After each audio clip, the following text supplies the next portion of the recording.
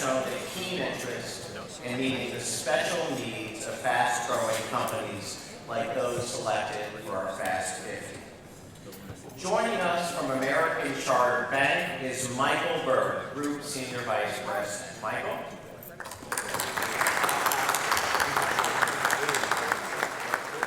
American Chartered Bank has been locally owned and operated since 1987.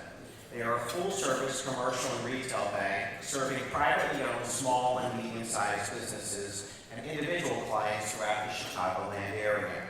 The bank is distinguished by its focus on business owners, providing innovative products and services with exceptional customer service, and it is founded on the principles of accessibility, flexibility, and responsiveness at every level of the organization. American Charter was recently ranked best in class in 24 categories, including client satisfaction, by Greenwich Associates, a leading financial research company. From UK Trade and Investment, Emma Briggs, Director of the Midwest region. Emma, welcome.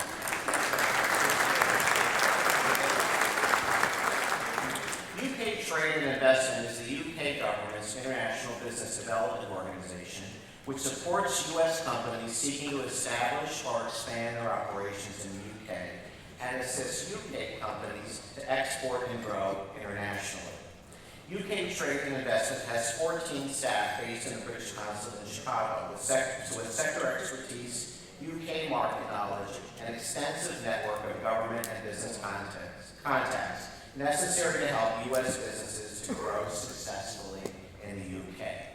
Their services is free and includes assistance with finding the right location and premises, advice on how to set up and register a company in the UK, making crucial contacts, advice on hiring, help with understanding local laws and regulations, and assistance with visas. The team has expertise across a wide range of sectors from financial and professional services, technology and life sciences, energy, automotive, and aerospace. Their contact details are in the handouts located on your tables. From Oxford Financial Group, Director Charles Egan. Charles?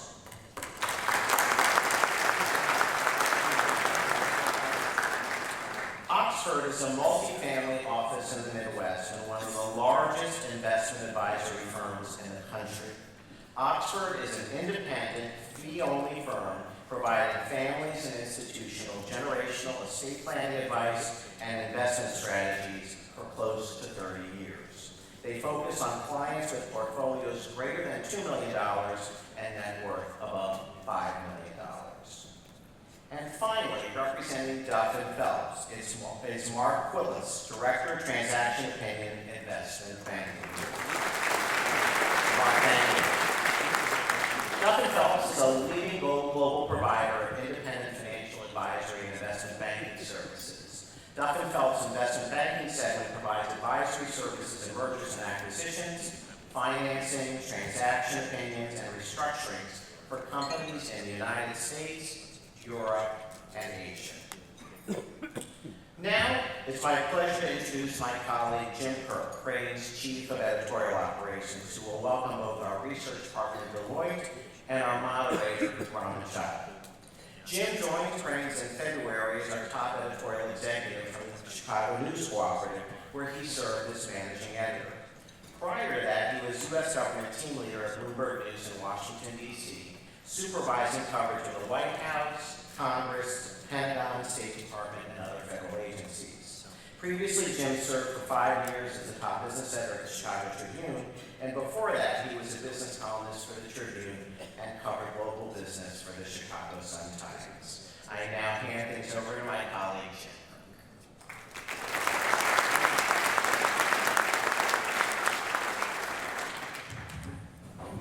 Watch that first step. Thank you. Thanks to everyone again for coming. Just a little background on the process of selecting the Fast 50. Our presenting sponsor, Deloitte, played a significant role in that. We ultimately had about 100 applicants, but considering what the companies must go through in terms of applying,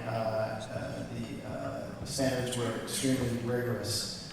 Companies in the six-county area must have had revenues of at least $20 million.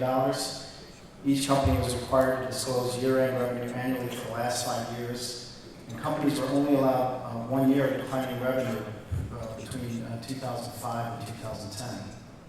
Public companies were checked against SEC filings, of course, and private firms were required to provide audited financial statements or tax returns, and Deloitte reviewed every financial statement we received.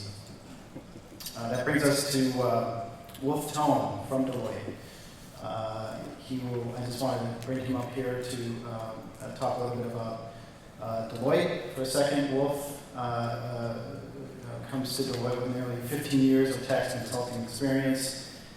He has served a variety of clients ranging from Fortune 500 companies to startup ventures across a number of industries and sectors.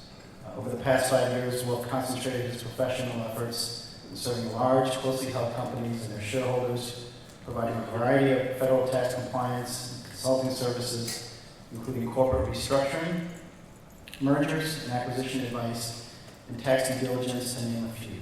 In addition to serving as a tax partner at Deloitte, WOLFE is a member of the American Institute of Certified Public Accountants and the Illinois CPA Society. He also is on the board of directors for the Chicago chapter of the National Football Foundation College Football Hall of Fame and the Fred Mitchell Award Selection Committee. Please welcome WOLFE.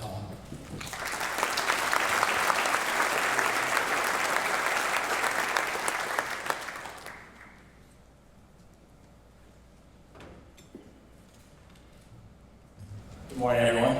Jim, thank you for the introduction. Congratulations to you and your team, David, for hosting yet another outstanding program to recognize Chicago's fastest growing companies. Deloitte is again a proud sponsor to collaborate with Crain in the Fast 50 ranking as the official research sponsor. We truly value the opportunity to assist Crain's research department with verifying financial information submitted by the 100 applicants and calculating the revenue growth figures used to file the list. It's an amazing list, isn't it? It's hard to believe this process began 6 months ago, and it wouldn't be successful without the hard work of the Crain's team and the Deloitte team pulled this together. Let's all show an appreciation for the hard work from these folks with a round of applause.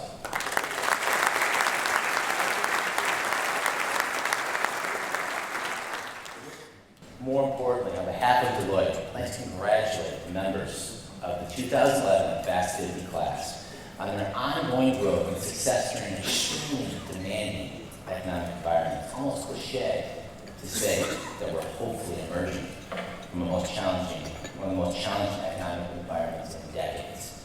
However, the ability of these companies to not only survive, but to thrive is truly a testament to visionary leaders, exemplary employees, and a well-executed business plan. Your collective entrepreneurial spirit and dedication to investing in the future is both admirable and critical to the ongoing vitality and competitiveness of our economy. Let's give this year's Fast 50 honorees a well-deserved round of applause.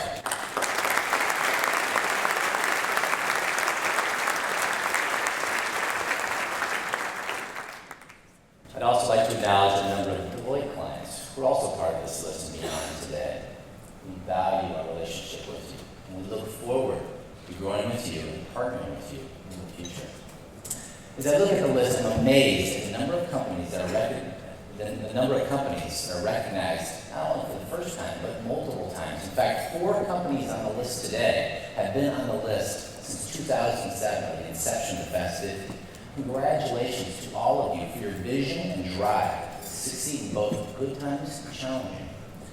Deloitte understands it takes companies of all sizes to power the engine of the U.S. economy. However, in the midst of economic recovery, we've seen that middle market companies are making a significant impact, generating enormous amounts of wealth, and providing employment for millions, all of which is critical to the overall health of our economy. In fact, Deloitte recently commissioned a study on this segment of the economy titled Mid-Market Perspectives. It examined companies in this segment. I encourage each of you to read this piece. For your convenience, it's actually outdoors in our Deloitte booth. One of the compelling perspectives in this piece that resonated with me was the striking distinctions amongst the performance of individual companies The study, which included 527 companies from various industries from across the United States, was able to quickly categorize companies into three groups: the frontrunners, those keeping the pace, and the laggards. And without getting into too much detail, it's safe to say that the companies on here today are truly frontrunners. As a partner in a group that's grown to become the world's largest public accounting firm, I'll give you the same advice that I live by. Never look back. Focus on what made you successful and continue to accelerate into the future. Again, thanks to Jim and the entire Crain team for planning another exceptional event, and I hope to see each of you next year as we celebrate another group of fast-growing companies in the Chicagoland area. Thank you.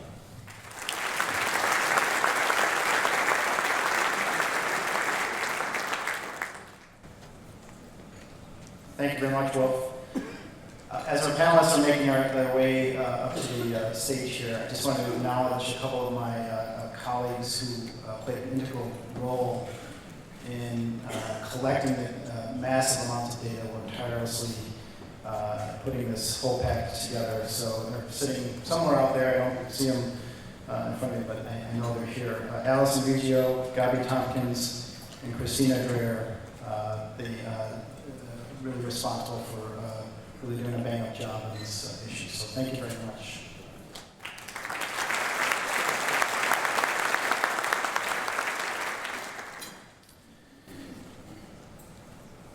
Raman Chadha, Executive Director and Clinical Professor, Coleman Entrepreneurship Center at DePaul. He is our moderator today. He's an adjunct professor and helped launch the Coleman Entrepreneurship Center a year later. He joined DePaul in 2002. Since then, he has helped guide the center's strategic direction, develop its programs, and build the spokes of Coleman Center community. He continues to teach DePaul's highly ranked entrepreneurship program, bringing experience, energy, and enthusiasm to the next generation of entrepreneurs, probably future Fast 50 CEOs. Before joining DePaul, Mr. Chadha ran his own consulting firm that focused on business planning, strategic planning, and growth management for young and small companies. Today he's a weekly contributor to Crain's enterprise blog covering Chicago's second stage companies. Please welcome Raman Chadha.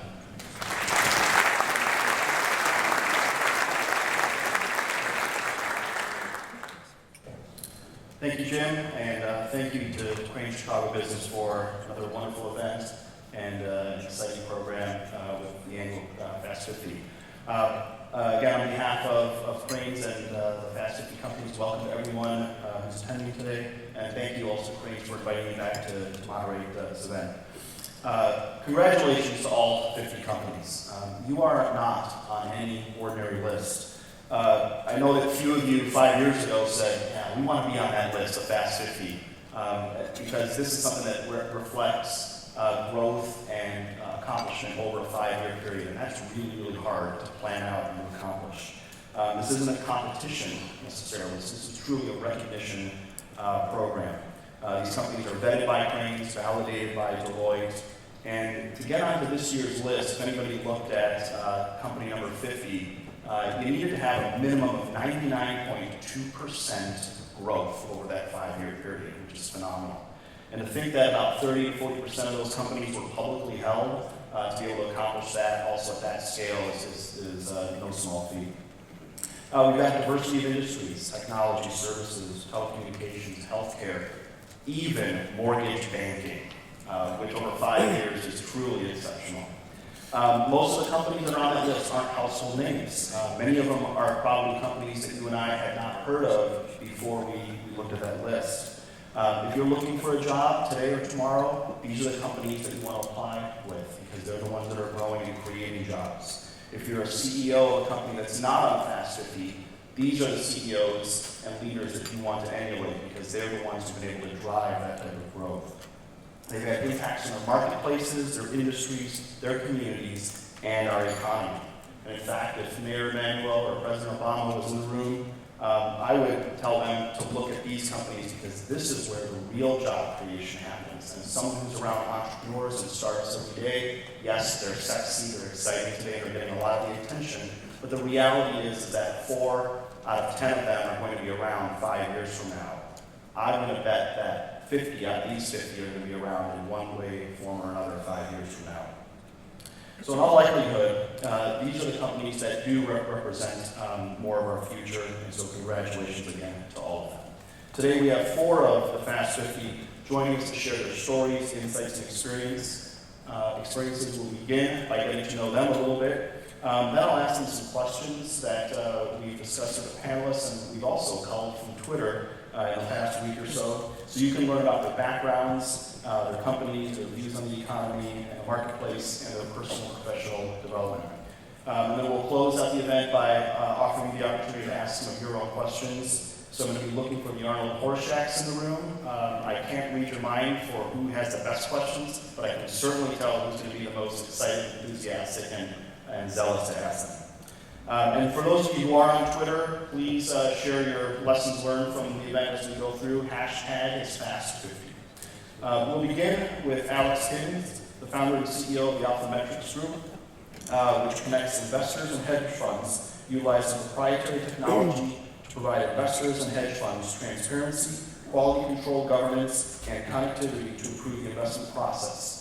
Alex has been managing institutional portfolios and investing with commodity trading advisors and hedge funds for 15 years. He's been recognized as a top entrepreneur in Crain's Chicago Business 40 Under 40 and is a member of the board of the National Futures Association. Launched in 2005, Alphametrics has 87 employees, $42 million in revenue, and I'm really excited about what the future holds for this company. In my opinion, this is a company that is a proverbial rock star. And if you want any proof, then I'll just point you to the Fast 50, where they came in at #1 with a bullet, as Casey Kasem would say, in their debut on the list. So congratulations.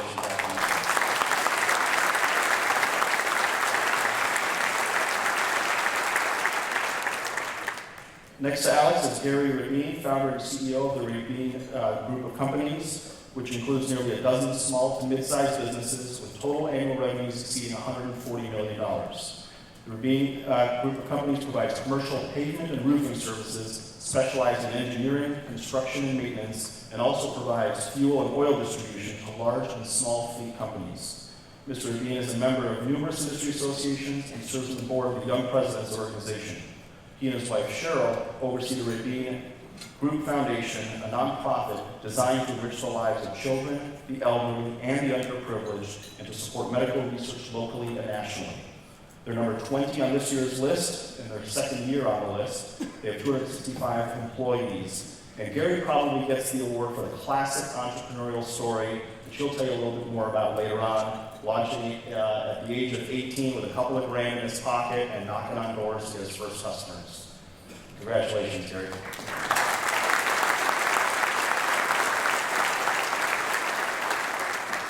Next to Gary is Ann Sperling, COO of the Americas region of Jones Lang LaSalle. She currently serves as the Chief Operating Officer, and in this capacity, Ann is responsible for driving execution of the Americas Regional Plan and leading the Americas Management Committee in developing and implementing key operating policies, overseeing the region's planning process and compensation program, integrating support functions within the businesses, and driving continuous improvement of business processes to maintain the firm's high standard of client service. They're number 47 on this year's list, their third year on the list, and one of the public companies that is on the Fast 50 list. They are the largest company on the list with $2.9 billion in revenue, 1,823 local employees with 40,000 globally in 750 locations in 60 countries. And Jones Lang LaSalle gets the special recognition for tracing its entrepreneurial roots to 230 years ago in London, England. So they get the award for longevity on the list, and obviously for the biggest company on the list. Congratulations, man.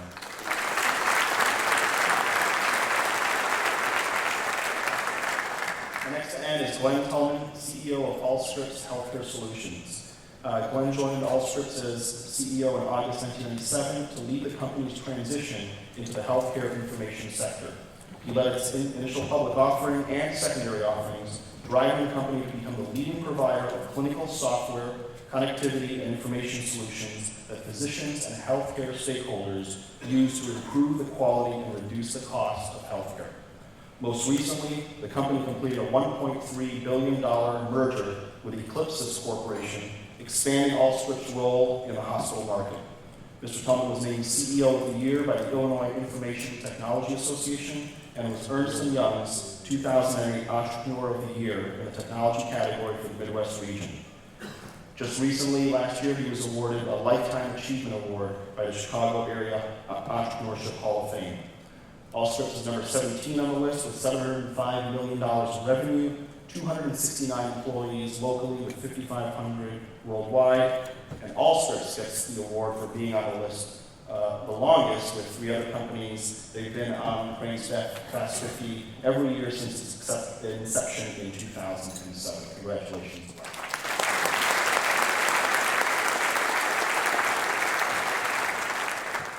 So I'd like to ask each of you to start by expanding a little bit on my brief introduction and telling us a little bit about the backstory of your companies, how you got started, some of your inspirations, your influences, and I'd like Gary and Alex in particular to start us off with this. So Gary, can you start, please? Sure. Okay, started working in high school and paving driveways in North Shore and Northern Illinois. Turned into a passion. After high school, I realized I was going to college, and my dad told me I was too stupid to go to college.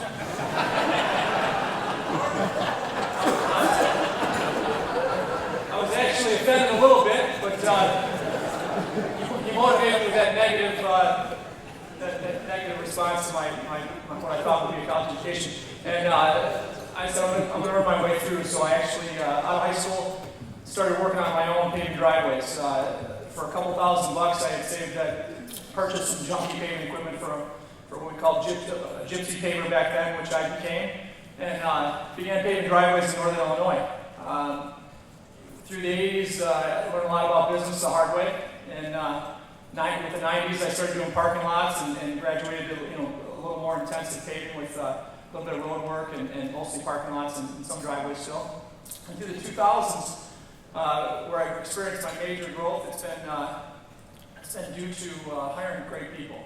Up until 2000, I really felt I had to do it myself, and I was engulfed on a daily basis in my business. And I had great visions of how I could expand nationally and all that kind of stuff, but really nothing was happening as I stayed in my business on a daily basis. So in the early 2000s, late 1990s and early 2000s, I started hiring talented people, well-educated people in engineering and operations, which really helped catapult my business and took me out of day-to-day and allowed me to concentrate on the vision of our company. Rabine Paving at the time. Rabine Paving through the 2000s turned into the Rabine Group as we expanded into other markets and spun off additional companies. So in 2000, like early 2000s, we began a lot of engineering. We realized our customers in facilities management were spending a lot of money hiring engineers to manage their pavements at the time, and a lot of that engineering was over specifications, costing our customers a lot of extra money. So we began to hire civil engineers. The first civil engineer we hired back in the late 1990s is with us today. He's our executive vice president in charge of global engineering. So fast forward to today, we have one handful of companies doing work locally, regionally, and nationally, providing our customers, being large property owners and managers, with engineering that no one else in the world today provides in our industry. So with those engineers, we developed a bunch of different systems and processes today that, again, no one else in the world is doing in concrete pavements. We've gravitated towards the green industry and have pavements that water drains through. So we have concrete pavements called pervious concrete and porous asphalt that water drains through. So it's greener than any other pavement in the world. We've also trademarked and been the lead to develop concrete pavements that last much longer than asphalt pavements and overlays, an overlay system called ultra-lot white topping, where we overlay concrete with asphalt with concrete, thin overlays of 2 to 3 inches that provide 100 to 300% of the life expectancy of a normal parking lot, and and a concrete pavement. Our engineers have developed ways that concrete bonds to the asphalt and then flexes over top of the flexible asphalt pavement below. So we've got a lot of fun in engineering. A few years ago, we realized some opportunity in the roofing industry and spun off a roofing company as well called Roofing Solutions. We acquired a company that's in the oil business called Alpine Oil Company. So today our biggest thing is serving facilities managers locally, regionally, nationally, and then also fleet companies. Anybody who owns a bunch of trucks and stuff, trucks or equipment, we fuel and provide lubricants to them regionally. So it's been a lot of fun, but most of our growth is due to great people and hiring the best of the best when it comes to engineering, operations. My president today, Mike Johnson, is here today. He came on board about 7 years ago when I realized as we grew, the growth for me to operate, the growth was very unorganized and limited. So I brought in a gentleman that was accustomed to operations in a major company, a local company, to run our business as vice president of operations at the time. He turned to our president today. He does an awesome job. So hiring great people has been our strength. Education in our industry is probably the key. We're very passionate about what we do, and being passionate about what we do, we strive to network and put ourselves in front of the best minds in the world in our industries. And I think if you love what you do, if you're very passionate about what you do, you'll do that. And there's never been more access to information in any industry, I think, than there is today. So that's about it. Thank you, Gary, and my apologies for the pronunciation of your last name. Well, you know what? Actually, Rabine paving, Ryan's a lot better than Raman, so I'm thinking about a change there. Alex, can you tell us a little bit more about the background of Optometrics yourself? Sure, absolutely. I'd like to start by thanking Crain for this great recognition. Thank you, Raman, for that wonderful introduction. I hope to live up to it there. And also for the sponsors for making this possible and everybody for attending. So if you saw the write-up about us as a company, it primarily talks about that we're a software firm. In fact, we do create software, but we're really sort of also a hybrid between software and financial services. Where I got my start was here in Chicago, at Chicago Mercantile Exchange. I worked in the research department. My job was to look around the world and try and find new products that could come onto the exchange. And that's very important because that mindset never really left me. I ended up working for one of the world's largest banks, a European bank, in the mid-90s. And by the time I was 26, I believe I was managing about a little over $400 million that I was giving out to hedge funds and commodity trading advisors. And what really struck me was individuals who were on some E-Trade or Schwab had more tools than we did as a bank making allocations. And I thought that the background and due diligence process was probably to receive a credit card from the bank was more stringent than it was to receive $20 million allocation to a hedge fund. We were routinely wiring money to, say, 5-10 guys in Connecticut, $20 million being wired and hoping he came back someday. And I saw a guy with a t-shirt in the airport at one point and said, "It's not rocket surgery." Well, it wasn't rocket surgery to figure out that there's got to be a better way to do this. And a lot of times when you just say the term or words hedge fund, people think aloof, super wealthy, not accessible. But none of that's untrue. But it is a closed world. But what people don't also realize is that really a large percentage of the assets that are invested with hedge funds, that's over $2 trillion in assets, are retirement monies of firemen, policemen, teachers, public employees. And so what we looked at and what we're doing as a firm, yes, we're providing technology, but the real need I saw was to sort of reform the whole marketplace. And the true goal of the firm is to create the world's first hedge fund exchange, and we want to do that right here, headquartered in Chicago. it'd be a different type of exchange, but a hedge fund, the way you invest in it is it's an LLC or an LP. So you buy shares of a company, and that company, it doesn't make widgets. It trades. It has a P&L, and the partners, either gain or lose based on the P&L. The way you invest is actually, in essence, buy and sell these shares. So it's completely parallel to the idea of an exchange.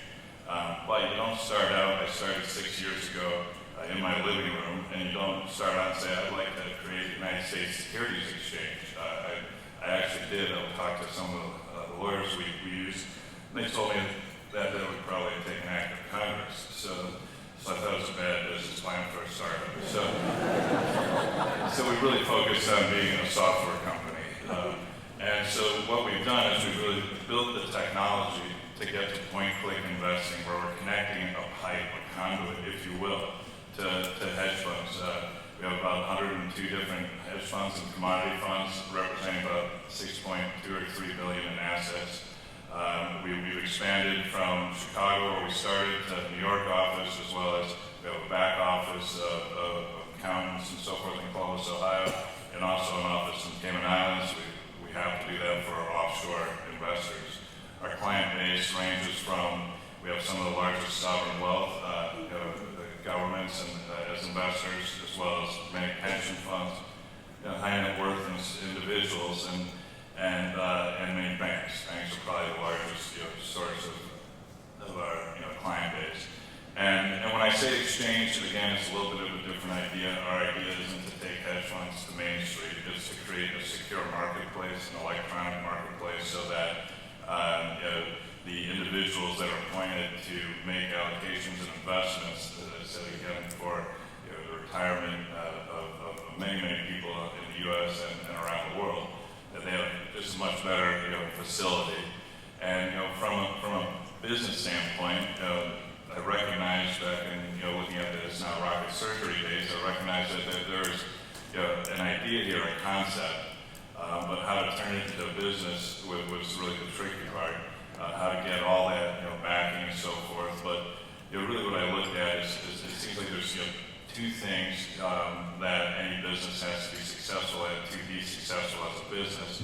And one is to make people's lives easier with your service, and the other is to help them make money. And I looked at it and I thought, well, this company could do both. So therefore, if we proceeded on that premise, I thought things could work, and so far it's been working pretty well. But thanks. Thanks, Alex.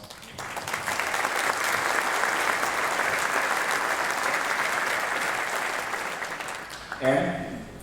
Sure. Well, first of all, thank you to Crain's and thanks to the sponsors for honoring us in this way and honoring all of the entrepreneurs who are up here and building businesses and helping our economy grow. Not quite sure where to start, but let me first say that I'm a little bit competitive, and so my first question was, were we number one on the list? And when we weren't, I asked one of our financial guys to calculate what it would take to be number one next year on the list, and so we have to grow about $3.5 billion. So we're up from, I think, $704 million, which was reported, to this year we'll finish the year at about $1.5 billion, so we've just got to find $2 billion more somewhere. So I'm not going to hand out little things, but if any of you are interested in healthcare software, I'd be happy to talk with you. So let me kind of step back and tell you a little bit about myself and what we've done. I've spent my career using software and technology to really address business problems, and that was to make things easier, to solve a business problem that's out there. And we started off in the automobile collision repair business with a company some of you may have remembered called CCC Information Services that I did with my brother. We went from there into the healthcare space, working with hospitals, another public company called Enterprise Systems, and we later sold that company, and then to Allscripts, which we took public, and I've been fortunate to ride the internet curve up and down, and now going to ride what is the second wave, unfortunately, the rebuilding of healthcare in America and across the world. And so our business is about taking that technology and using it to transform the way we think about healthcare and building what we think of as a connected community of health. And what that really means is adding the connectivity, using the internet to add the connectivity that we have in every other thing that we do in our lives to healthcare. So if you think about every area of your life, there's an operating system now, courtesy of computers and connectivity, to help you manage that. So for information, it's Google, and for social, it's Facebook, and for buying things, it's anything, trade if you're buying stocks, or a variety of different systems. And for finding a spouse, it's eHarmony. But when you think of healthcare, you can't really think of a name. So what Allscripts is about is building the operating system for healthcare. And what we're really doing is eliminating all the paper that you have. So when you show up at your physician's office, he or she has a big fat file, or maybe they don't, and they treat you, but they don't have the latest information. And I think this was kind of became most clear to me when I was on the floor of the New York Stock Exchange. I was talking to one of the traders, and I said, what would happen if we took away your Bloomberg system? They said, well, we couldn't trade. I said, well, why not? And so I said, well, we use this to place all our trades. And I said, what if we gave you a basic trading system? He said, well, it's really about the information, because, Glenn, this is important. It's someone's money. You can't imagine we would trade without up-to-the-second information. And fast forward, think about healthcare. Imagine if your physician said, we couldn't possibly treat you unless we had up-to-the-second information on your diagnosis, on your allergies, on everything about you. So that's what we're providing. We're providing that connectivity. So it starts with software, and we're the largest provider of electronic health records and practice management systems, and now hospital systems in the United States, and we're expanding around the world. We're ready to open in the UK soon, so it's great. You can go back and say this was a good sponsorship. But that's what we're doing. So when you approach your physician's office, if, for example, it's an advocate physician, and they have all your information instantaneously, and they can access insights about here's the best medication to use, here's the latest clinical trial on the disease you might have. That's what we're really bringing to healthcare. And it's early to do that. We have a lot of opportunity. We're automating, for example, prescriptions. So if your physician has written a prescription, instead of using that little piece of paper that you can't read his or her handwriting and taking it to the pharmacy, today it's done electronically. Now the challenge and the good news and the bad news. So the good news is Allscripts will write about half of the electronic prescriptions in the United States this year. That's about 250 million, which is up from the day that we celebrated our 1,000th prescription written electronically. So 250 million seems good, but there's 3 billion written, so we have a long way to go. And but that process, in fact, saves a lot of lives. So we think we're building this new operating system for healthcare. We're having a lot of fun doing it. We're very fortunate that that other guy from Chicago who went to Washington decided that this was important. And so there's a $30 billion stimulus that promotes the products we sell. So that's helpful in terms of selling. And we're fortunate to be at a point in the economy where people have realized that we have to fix the healthcare problems that we have, not only in this country, but across the world. So we're fortunate to be expanding into a variety of places, Singapore, Australia, the UK, and many others that we're expanding very rapidly in. So again, we're happy to be in this space. We think that the U.S. can't continue to be a world leader unless it solves its healthcare problems first, its education problems second, and its energy problems third. And we're happy to be on the front end of that tip in terms of providing that. So again, thanks to Crain for the honor, and we're looking forward to the discussion this morning. Thanks, Glenn.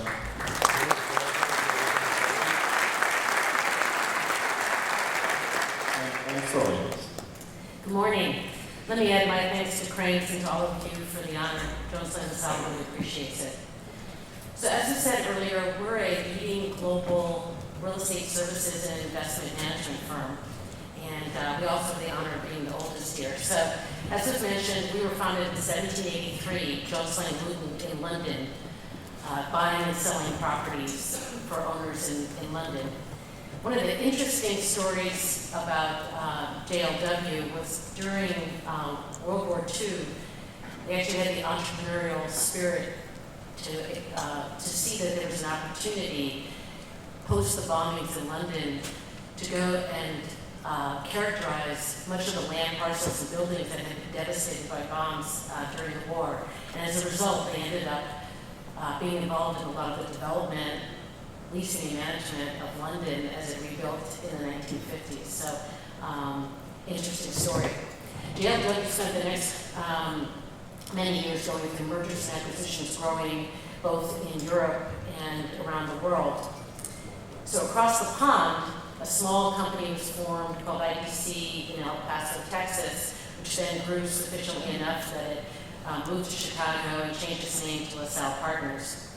And as it expanded both nationally and internationally, it came to a point in 1997 when it went public, and then in 1899 merged with Jones Lang Wooten to become Jones Lang LaSalle, and still stands as the largest international merger of real estate companies.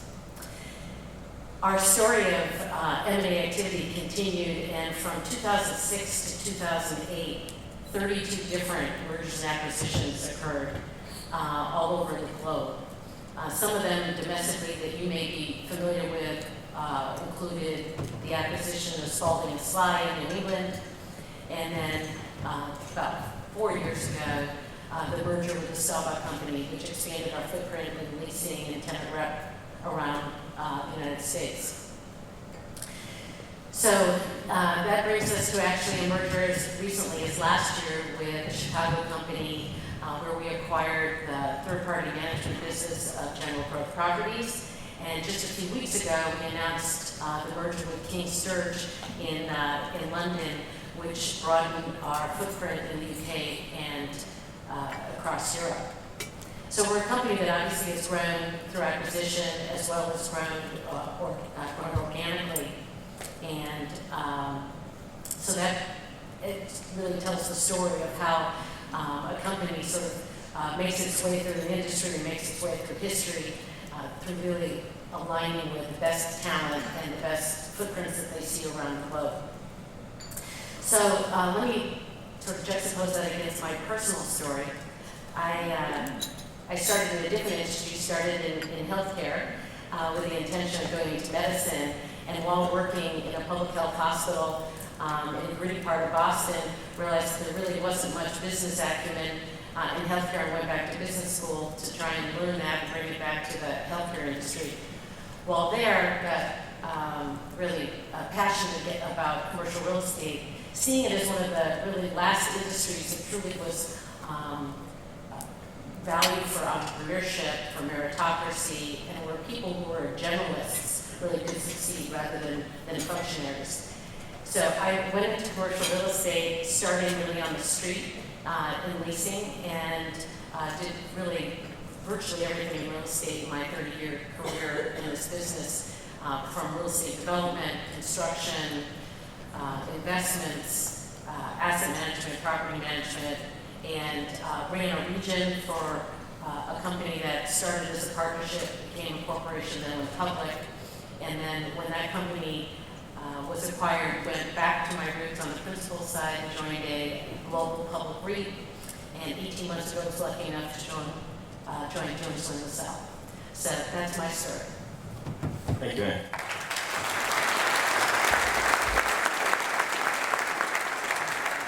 Alex, first question for you, and I'm going to, because of our time limit, I'm just going to ask each of the panelists to try to keep your responses a little bit brief so that we can also ask the audience for their questions. And I was going to start with you.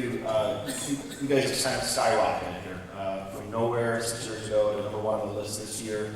Talk a little bit about what's going on behind the scenes, or what has gone on behind the scenes in terms of managing that rapid growth, particularly in the context of the industry, the fact that you're a technology firm, but in financial services, and with all the turbulence and volatility of Wall Street and the financial sector. What's it been like to manage that type of volatility and rapid growth? It's been a pretty wild ride. I've said to people that if 6 years ago, instead of starting Alphametrics, I wrote a script for Hollywood and decided to go in the movie business. And I read about a financial firm that's goal was to take the fraud out of hedge fund investing. And in the backdrop, I would put the financial crisis of 2008, things like Madoff. I was like, no one would have believed me. They would have ripped up that script. But this is true throughout literature and the arts. Sometimes fact is stranger than fiction. So managing through that, at points in time, it felt like as if there was sort of a big gunfight, and we didn't even know we were invited. In fact, no one even gave us a gun, and there were a lot of people shooting. When the smoke cleared, we were still standing. The 2008 was, hopefully a once-in-a-lifetime sort of thing. We were counterparties, very large banks, seeing Lehman and Bear Stearns fall. Our investors and hedge funds we work with were very, very nervous. The irony of it, though, was that I was having very senior professionals in the industry wanting to leave banks for the stability of a startup firm called Alphametrics. And so we were able to get a really great talent pool to come join us. The other thing was the goal of taking fraud out of hedge fund investing and having multiple unrelated service providers and counterparties, generally the idea of an exchange. That really helped us. And we hired the former head and number 2 in the United States Secret Service running the Midwest just before the Madoff news broke. And actually, Crain did an interview with David Fisher, who was in charge of the Obama protective detail until 6 days before the election. So imagine that news coming out, and then the Madoff news breaking. We doubled in size in the next few months in terms of assets coming in. I had some of the biggest banks in the world, one of the biggest banks in the UK, come and say, how can we afford to take the risks if they pushed over all their hedge fund holdings for us to manage? And I was like, I can't believe this is happening. So we've had a period. How did we manage it? We grew rapidly. At first, we were a very flat organization.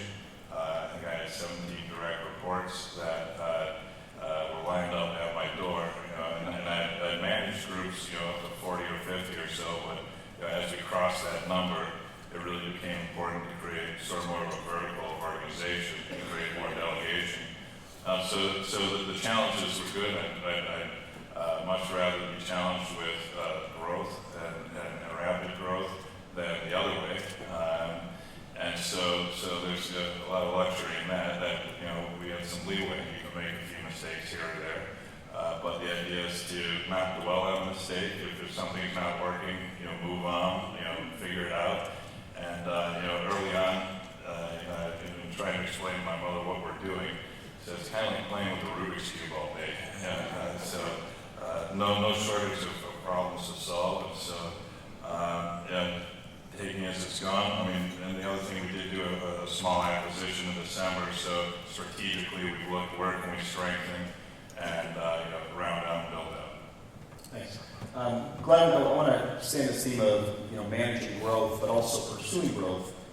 What you've done with all sorts of stuff in the sneeze at, taking to $1.5 billion in the last 14, 15 years. How much of that growth has been strategic? How much of it has been intentional? How much of it has been accidental or serendipitous? How much of it has been opportunistic? Talk a little bit about the mix. Well, I think our growth at All Sorts has been a combination. It's been very strategic. We understood, and our vision, even if you look back a few years, was to be more than just software. So we always talked about software, connectivity, and information is where we wanted to take healthcare. And again, it was this idea of putting all the elements together, because when you manage care, you go to your physician, and then he or she sends you to a specialist, and then you go into the hospital, and then the hospital kind of tosses you out, and you go back to your physician, and no one knows what the other one's doing. And you know, I saw this very clearly in managing my mother's health care. At one point, she had 5 different physicians, and finally we had to hire a physician to manage the physicians, and he couldn't get all the information. And you know, when you looked at this, you just said, how can we be spending more and getting less than anywhere else in the world? And so we knew there was a big business problem, and then it became, what assets do we need to put together to go after this and to really solve the problem? And that's been challenging along the way, because some people didn't understand some of the mergers or acquisitions, and there's always the market. When you're doing this as a public company, the market always puts you into the penalty box a little bit if you're doing too many acquisitions, or you're going to be able to absorb this and manage this and the like. The flip side of that is, right now we are setting the stage for what's going to happen in the next 10 or 20 years in healthcare. So we had to make big bets. We had to bet the company a number of times, and you know, in one merger ago, it was pretty clear that either our strategy worked or I had to find another job, and the board told me that, and you know, they had another CEO ready if it didn't work, and it was just, you know, very matter of fact. And you know, we said, well, if we're going to go for it, we're going to go for it. We're going to go after building this new operating system. So I think all of it was strategic. You know, that said, there are things that come along, especially in today's market, where you're not exactly ready, but the alternative is passing up on an opportunity. So you have to say, we'll figure it out. We'll figure out how to do this. And that's what it's been. So I try to tell our managers and our leaders that our job is to deal with all of these issues that come in, and you shouldn't expect, in our world, we're redefining an industry, not just for the United States, but for the entire world, bringing information into healthcare. And as we do that, it is going to be rocky. It's going to present challenges every day. Every day the industry, we see mergers and consolidation. And so I just wake up and say, what problem is it going to be today? And if you have that attitude, if you don't have one, it's pretty good. And if you have one, you're not disappointed. So it's been a fun ride, and I expect it'll continue. Okay, thanks. And we're hearing a lot about mergers and acquisitions, and I think all 4 of the companies have gone through at least one of those. And Jones Lang LaSalle obviously has a long legacy in that. Talk a little bit about what the challenges and benefits are of growth through acquisition. And if you can also, maybe you can compare and contrast that against some of the other growth strategies, such as organic growth, geographic expansion, and so on. Well, M&A is, is an interesting challenge, and really what motivates mergers and acquisition is the opportunity to look at a new client need, or a gap in a geography, or a change relative to a business line, and see that you can scale more quickly and really be able to serve that client need or fill that gap or gain market share by M&A. Because associated with mergers and acquisition is, it's a complexity of integration that if you get it right, it's really awesome. If you get it wrong, it's not. So, really, when you get past the whole financial underwriting and you look at M&A, the key to success is really cultural alignment and integration. And that's about bringing in an organization when you're merging by established systems and financial methodologies and best practices and integrating the firms. But it's really about also how you welcome people, how you integrate your cultures, and how you get people connected working together. So that's really the secret sauce of M&A. But really, the way that we look at growth, whether it's through acquisition or organic, is really the same, because you have to look at an emerging business needing the same kind of love and care and investment as you would an outside acquisition. It needs capital, it needs time, it needs focus. And so whether we're looking at an outside firm to acquire, or whether we're looking at an emerging business to invest in, we use that same kind of rigor of sort of an underwriting process of investment, and as a result, you apply more discipline to your internal organic growth as you do to your external growth. So that's our approach. Great, thank you. I want to shift a little bit now from your company's growing to kind of the marketplace and the industry out there, industry opportunities. And Gary, I'd like to ask you a question of, what opportunities do you see right now for entrepreneurs, whether they're in your different industries that you're in right now, or even other ones? Just as someone who's kind of in the middle of it all, where do you see some real interesting possibilities for the future? I mean, in our industry, I believe that things are shifting from new construction-minded business opportunities to more maintenance and long-term life cycle businesses. So, where we used to concentrate on new construction and new parking lots and new pavements and roofs and all that. Now today we concentrate on long-term maintenance of properties and how do we extend the life? How do we create longer life cycle value out of the product we deliver? So that's our industry. That's how we think, and I think it's a good model. Other industries that we see that we're confident are going to grow. I mean, you look at seniors. We're in an aging environment. I think anything in the senior sector is going to be strong in the upcoming years. You look at the green sector and green consulting and stuff. We think about green in all the industries that we operate in, whether it be fuels or it's roofs and green roofs and solar or it's payments. And I think any industry that you need to think about what are the green advantages. How do you grow with what's coming down the pike. And then service. I think service businesses are going to continue to prosper. The more you can solve your target market's problems, the stronger you're going to be in any environment. We do that through differentiation, and we concentrate constantly on how do we differentiate to lead our industry. And I think anybody constantly thinks about that. How do we solve our clients' issues or problems? And how do we differentiate to give them something that they can't get anywhere else? Anybody can do low price. That's not usually a model for success in our business as well as in the game. Thanks, Jerry. Alex, earlier I shared what I would tell President Obama or Mayor Emanuel about the Fast 50 list. But if you had the opportunity to speak on behalf of Chicago's business community or the financial sector or even just entrepreneurs in Chicago, what might you tell either or both of them? Sorry, I didn't hear you. I have quite a few things to talk to them about, but I'll start with probably the most obvious, that it's important to create incentives, and I hesitate to use the word stimulus because I don't think the type of stimulus that's been created, putting liquidity in the markets, is the solution. It's going to be running out, and there's, I think, a strong chance of no dip recession. But what incentives are important are for businesses like ourselves, smaller businesses, even larger businesses, making sure that businesses are able to hire to create jobs, so that they're not overburdened with growing taxes during a recession. I think it's absolutely instrumental. Back when Blagojevich was in office, they talked about changing tax from net to gross. That would have forced us to leave the state of Illinois. So, I mean, taxation is very important, especially looking at how can taxes and incentives be put in place to help the jobs market. Thanks, Alex. Glenn, you can't grow without two important resources, people and money. As a company is going through the growth process, how do you find the capital to make that happen? Especially if things are happening opportunistically or serendipitously. Well, we're, first of all, we're fortunate to be growing. We're hiring about 100 to 200 people a month now. And so from that perspective, it's a big investment.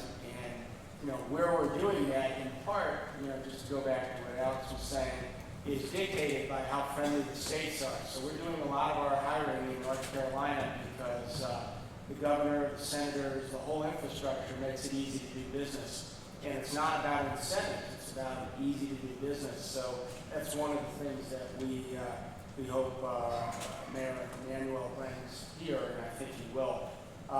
Relative to finding capital, one of the ways that I've done that in my career is one, through venture funding, and then moving to the public markets. And so the public markets are generous with capital, but it comes with a lot of overhead, and it comes with a lot of supervision. So for example, if we want to invest in a new product, it's really easier for us, for a $10 million investment to buy a company than it is to develop it ourselves, just because of the way we have to report publicly, which doesn't make a lot of sense, but that's the way the market is structured. So it's easier to acquire technology than it is to develop it. But that said, we spend upwards of $200 million on R&D each year. So, so finding capital is, you kind of got to pick your poison. So unless you're born with a lot of money, it's either venture capital, and we've been fortunate to find some very good folks to work with, and then moving from there to the public markets, and they have their own overhead, which now includes Sarbanes-Oxley, which we spend probably $2 million a year on, and other kinds of overhead, which make it tough to be a small public company today, as opposed to when we did our first companies. But capital is available for good ideas, more available than it's ever been before. Thanks, Glenn. At this time, we're going to open it up to audience questions. I believe we have a couple of Crain's folks with wireless mics. So I'm looking for the Arnold Horseshacks in the room here to pose their questions with that.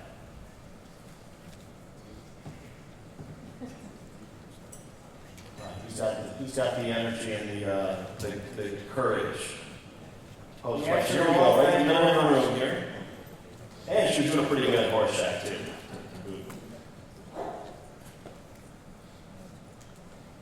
Good morning. Thank you so much for showing up today, and congratulations. My name is Charlotte Borzell. I am a staffing firm in Chicago, Magnet Associates. What sector of the staffing in your company is strongest right now that we could pay attention for you and anticipate your needs for the future, each of you? Because you all seem like you're growing, a couple of them faster than the other. So if you could share that, that would be great. Thank you. For us, it's national project management. I mean, if there's a staffing company that does national project management, we can take people and nationally train them. That's probably our best side. We've been hiring across the board, but obviously having a focus on software, IT, we're always looking to bring on high caliber IT and programmers. And because a lot of what we're doing is also on the infrastructure side, paralegals and legal side. I'd say with us, it's across the board, but there are parts of the industry that have sort of flexed and shrunk over the last couple of years. Think project and development services that really got cut down a lot when corporations stopped expanding. So that's an area where we're growing.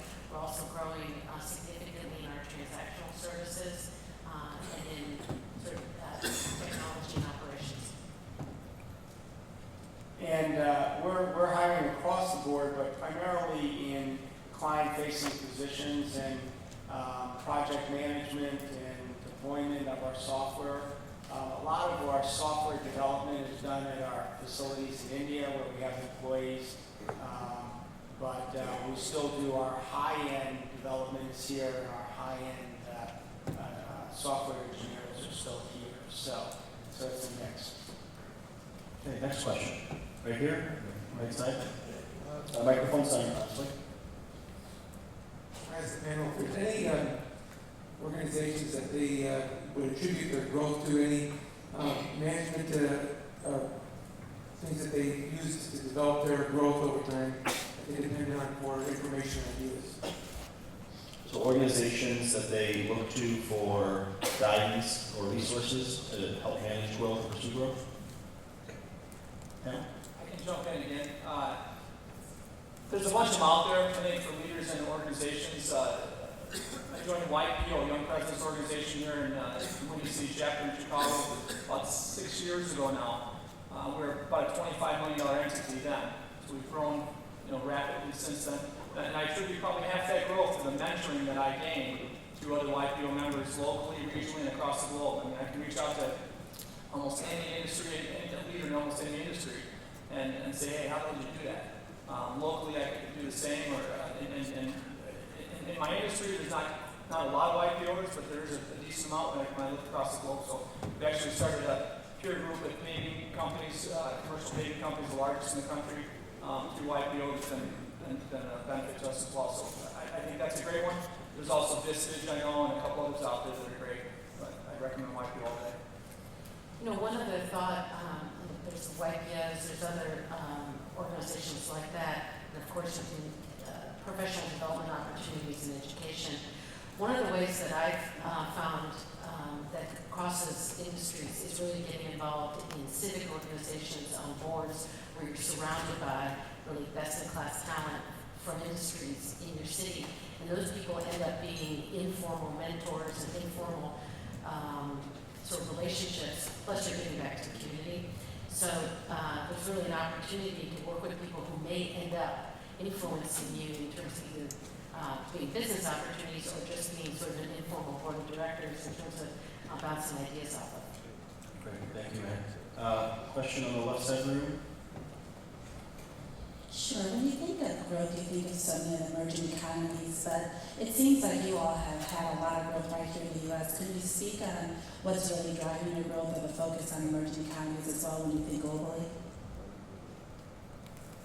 Sure, first of all, I think when you build a company, it's best to first figure out what problem you're trying to solve. And so the U.S. is the leader, without exception, in the world at being bad at healthcare. So from that perspective, we thought there was an awfully big playground to play in. It turns out that the rest of the world has pretty serious problems as well in terms of taking healthcare to the next level. And so that was what we looked for when we tried to identify that. And I think there's plenty of opportunity here in the U.S. And depending on how big you are, it can be, everybody wants to be international, but there's a big cost to doing international and doing it right. So you just have to be ready when you're ready to make that jump. But that's what we look for, a big problem. And speaking as a global company, and the very fabric of our firm is global, so really we're organized in such a way that each region of the world runs its business according to the cultural and economic environment of those geographies. Speaking for the Americas, and China involved, that's Canada, United States, and Latin America. And so when we look at, for example, emerging economies in places like Brazil, what you're facing is a totally different set of circumstances. Not only are you looking at an extremely fast growth in the economy and potential inflation and other kinds of pressures that go along with that, you're also looking at cultural, taxation, labor differences that really govern a different way of doing business. So you have to really reinvent the paradigm of your business to accommodate to the reality of the environment in which you're working. That said, many of the great practices that you develop around the globe are applicable and really valued and aren't invented yet in those emerging environments. And so they really appreciate both the technology as well as just the human capital and talent that you can import to help them grow more quickly. Thank you. Next question, please. Yes, in the front of the room. Would you mind standing up, please? And we've got a microphone on the way down.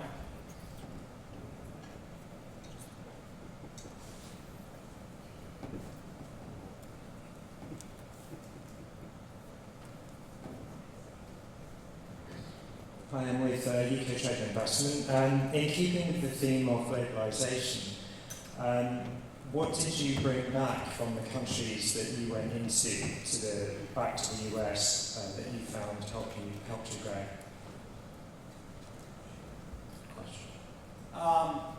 Well, I think there's a few things in the healthcare space. In Singapore, where we process about 70% of all healthcare transactions in the country, we can do things there.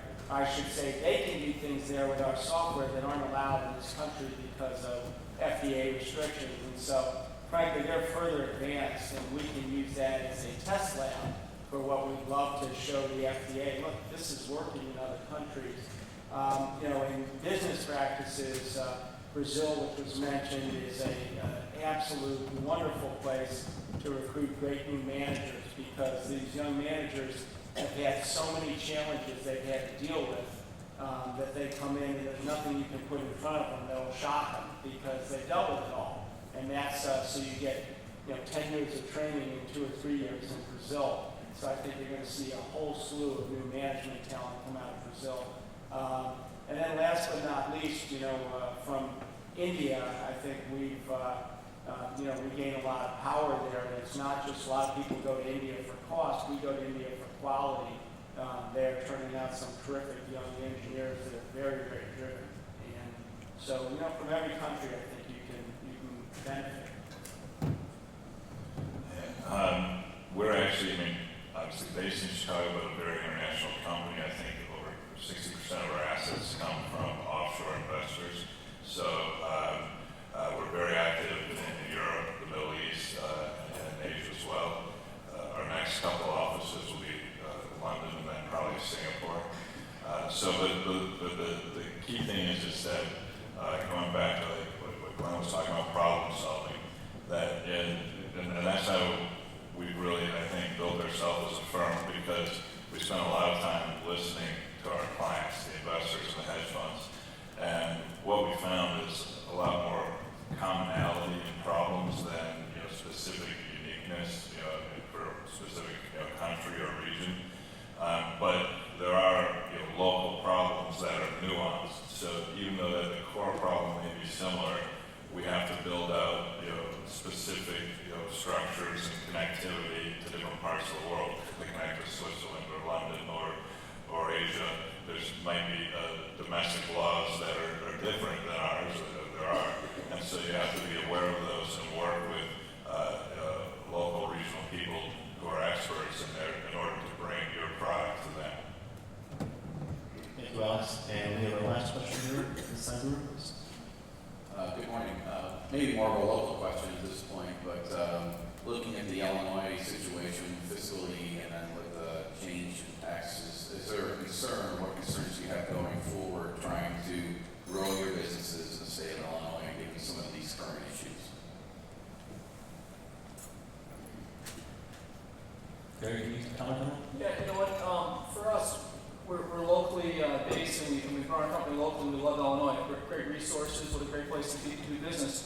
But as we grow nationally, the question definitely is going to be asked more and more from my board and my leaders, my business. Why are we here? For Raman Paving America, for Roofing Solutions America, why are we here?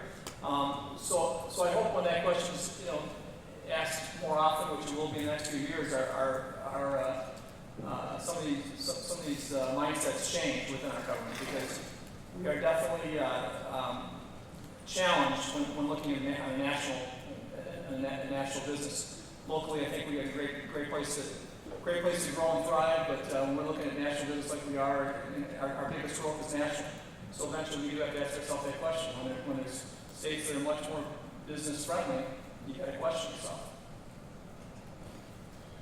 Quickly, we have tax advisors who said to me, don't let the tax tail wave the business dog. And that really kind of sums it up. So as long as, for example, when we made a decision to open up an office in Midtown, the taxes there are significantly higher than here. But the concentration of investors and hedge funds was so high that it still made sense. And so you're always kind of weighing those pluses and minuses, but when it gets to the point where the taxes are so difficult and you can move 100 miles away or 1,000 miles away and it completely reduces your liability, then you're not, and you can still conduct the business, that's when you make that move. Thank you, Alex. So as we wrap up here this morning, I just want to, number one, thank all of our panelists, Alex, Gary, and Glenn.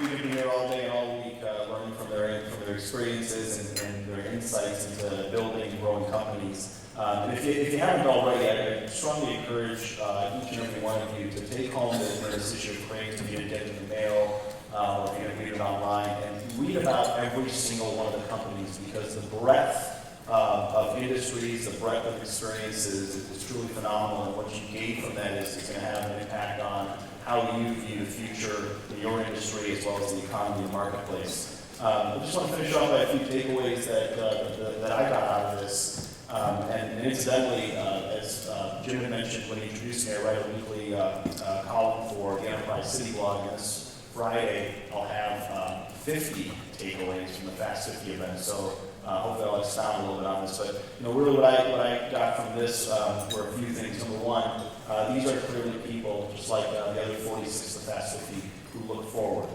They don't dwell on the past. They don't sit there crying over the spilled milk and wondering how in the world did someone like Alex start a company serving hedge fund investors 6 years ago, and then 2 years into it, boom, this massive thing hits the fan. He finds an opportunity in that and sees it as a vehicle for growth. Secondly was the complexity that exists in growing companies. That while you can map it out and make it strategic, such as Glenn Coleman did, along the way things happen. And even though it was a positive for them, I'm not so sure that Glenn 14 or 15 years ago ever thought that there would be a president who would make healthcare reform such a strong priority, high priority, and it's helped fuel their growth and continue that growth. Or again, back to Alex, that's something like the Bernie Madoff scandal, which really dominated the press, the mainstream press, but also the financial press for many, many weeks, really turned into an unbelievable opportunity, and I'm sure that wasn't something that could have scripted back in the business plan. Third is this idea of mentoring. We didn't touch too much on it, but when we heard Aaron talk a little bit about the benefits of joining civic organizations and being on boards and gaining access to people who could be informal mentors, and Gary talked a little bit about YPO and the mentoring that he received through that. These are people who aren't flying solo. We often hear from CEOs that despite the size of their organization, it is lonely at the top. But needless to say, none of these folks on the panel or in the audience today around Fast 50 have been able to do it totally by themselves. And so kudos to them for recognizing their limitations and having humility to go to other people for guidance and counsel. And then lastly is their commitment to Chicago. And I was really proud to hear, even though despite some of the tax issues that are swirling around with the state of Illinois, that we've got some amazing people here in Chicago. It sounds like each of these folks are committed to this city, growing their companies right here in our backyard, and that presents wonderful opportunities for all of us in the room. So thank you again to our panelists, and thank all of you for being here, and again, thank you again for being here.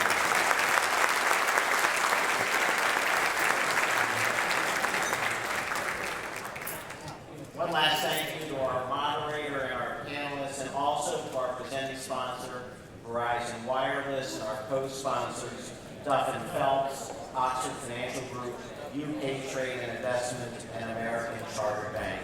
Thank you for attending. Have a great day and a great summer. Thank you for attending.